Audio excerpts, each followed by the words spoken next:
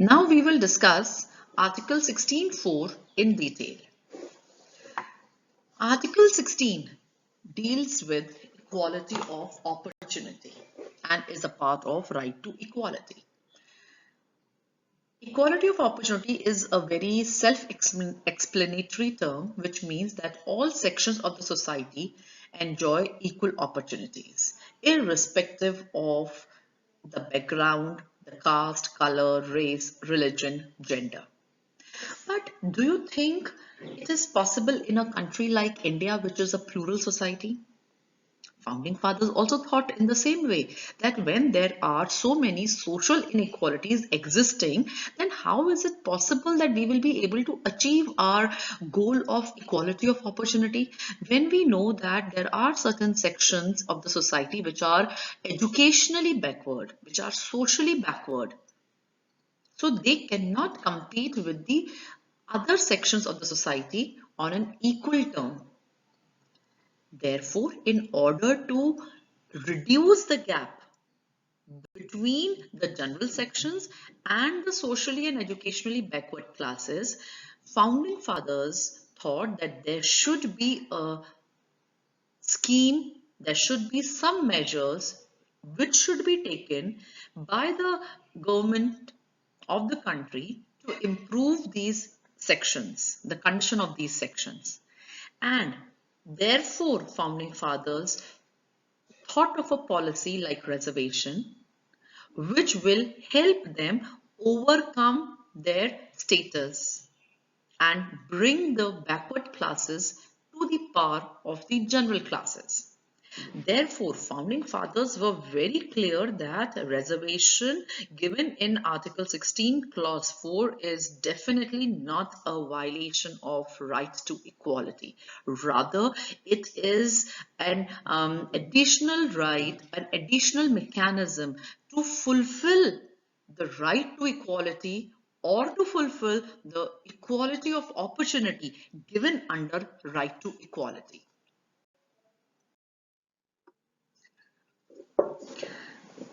Right to freedom.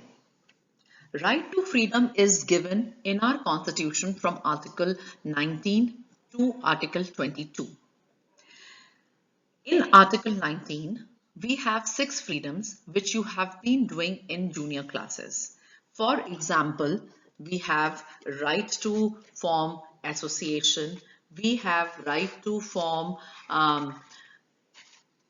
right to follow any profession, we have a right to live in any part of the country, right, we have right to form associations and unions, right to assemble peacefully without arms, we can move freely throughout the territory. So these rights are mentioned under Article 19. Article 20 talks about rights of the accused. Rights of the accused means that the founding fathers were very clear that we have to balance the rights.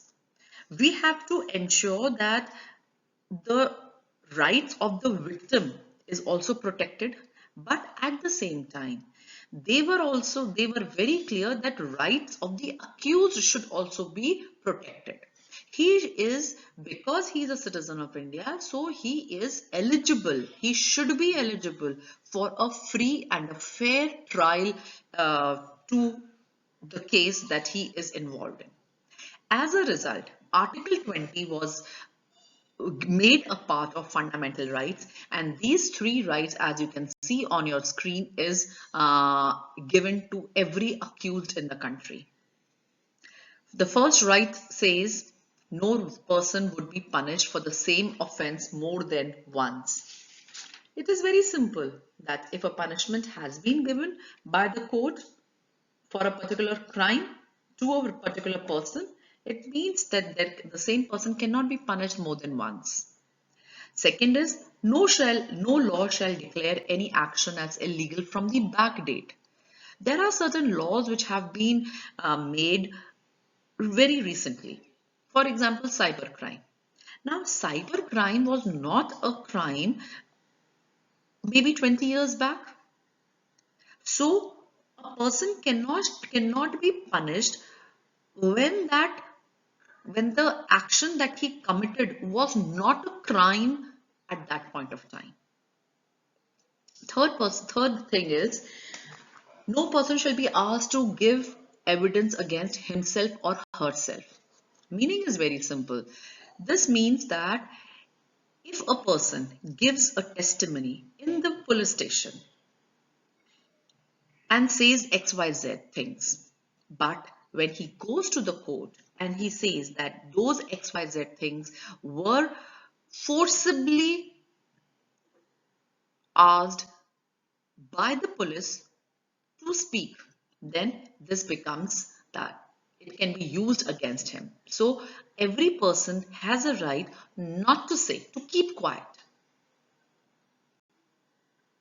So these three rights are given to the rights of accused under Article 20. Article 21 says a very simple thing. It is protection of life and personal liberty. And they say that in doing so, the organization, the person, the state, they should be, everyone has a right to life and no one can take away anyone's right to life. And if there is a demand of a situation where a person's right to life has to be taken away by the state, then a procedure which is established by the founding fathers has to be followed. So this is Article 21. Coming to Article 22. 22 says that there are certain provisions which can be or rather should be taken into consideration when a person is actually arrested. So protection against arrest or detention. Now, very simple, it says that no one can be denied his or her personal liberty. This is a part of Article 21. This means this has been further clarified under Article 22, which means that no person can be arrested without being told the reason of arrest. Everyone must be aware that there is whenever police wants to arrest a person, they have to show a warrant. And what is warrant? Warrant is nothing but a reason is written for which the police wants to arrest a particular person. Now, if a person has been arrested, so he has a right to be defended by his lawyer. So you must have seen that at times when people are arrested, the first thing that they say is we want to make a call and we want to talk to our lawyer because it's a right which is being given to us by our constitution. And once a person is arrested, who has arrested them? Police has arrested them. But who? The police has to justify the arrest. And to justify the arrest, the action done by the police is supposed to present the reason in front of a magistrate. And this has to be taken place within 24 hours. Which means that as soon as a person is arrested, he is supposed to be produced in the court within 24 hours. That's again his fundamental right. And what is the purpose? Because magistrate, the court will see that the reason for which the person has been arrested, is it valid? Is it justified or not? Right to freedom has been expanded because as we know that fundamental rights keep on changing in the sense that now, for example, the kind of pollution we are having, it is trying to take away the lives or trying to infect people with various diseases. Now, right to freedom, which was given to the citizens by our founding fathers, was simple right to life and personal liberty. But over a period of time, the Supreme Court observed that there are a lot of things which are directly related to life. So they clarified it further. It's not your just because you are breathing doesn't make you live.